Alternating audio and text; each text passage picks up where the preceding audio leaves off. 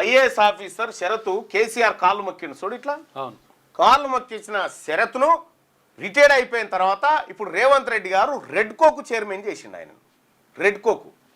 రెడ్కో చైర్మన్గా ఆయన నియమించాడు. సంగారెడ్డి కలెక్టర్గా పనిచేసినటువంటి ఆయనని తీసుకొచ్చి రేవంత్ కాళ్ళకు దండం పెట్టబోయిన టాప్ ఐఏఎస్ ఆఫీసర్ ఈయననే. మళ్ళా ఇది కథ. ఏం జరుగుతుందో చూడుర్రి. నిన్న ఈ వివరాలన్నీ ఇచ్చేసిరు. ఎస్, దాన్ని కొనసాగించేది ఒక ఆధిపత్య కులాలన్నీ ఒకటే. మీరు గుర్తుపెట్టుకోరు. ఒక ఊర్లో సపోజ్ ఒక ఊర్లో సర్పంచ్గా ఒక బీసీ ఆయన పోటీ చేసిండు, ఇంకొక ఆయన రెడ్డి ఆయన పోటీ చేసిండు అనుకో.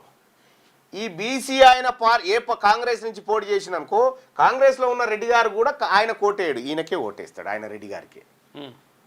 అర్థమైందా? అందుకోసమే మనం వీళ్ళ పక్కనే ఉండి వీళ్ళ కోట్లేదు, మన వాళ్ళ కోట్లేసుకోవాలా. వాళ్ళు కొట్లాడుకున్నా మంచిగా ఉంటారు. ఆ విషయంలో వాళ్ళు కొట్లాడుకున్నా ఏం చేసుకున్నా బలేదు మనమే. అందుకోసమే మనం ఓట్ల రాజకీయమే చేయాలి. గ్రామాల పొంటి ఇలా చైతన్యం వచ్చి బీసీలంతా ఇలా మంచిర్యాల అక్కడ సభ ఉంది, ఇప్పుడు నేను బయలుదేరాలి ఆడికి. అందుకే సుదర్శన్ అన్నని ఇవి చెప్పమని చెప్తా ఉన్నా. ఏముంటాయి ఇందులో? పత్రికలు మనవి కావు, టీవీలు మనవి కావు, ఏవి మనవి కావని చెప్పిన కదా అసెంబ్లీలో మన నిండు సభలో నిలబడి. అదే కథ ఇక్కడ కొనసాగుతుంది. బీసీ ప్రజలారా అప్రమత్తంగా ఉండాలి. మొట్టమొదటిసారిగా ఈ దేశంలో ఒక బీసీ బిడ్డకు ఉపరాష్ట్రపతి అయ్యే అవకాశం వచ్చింది.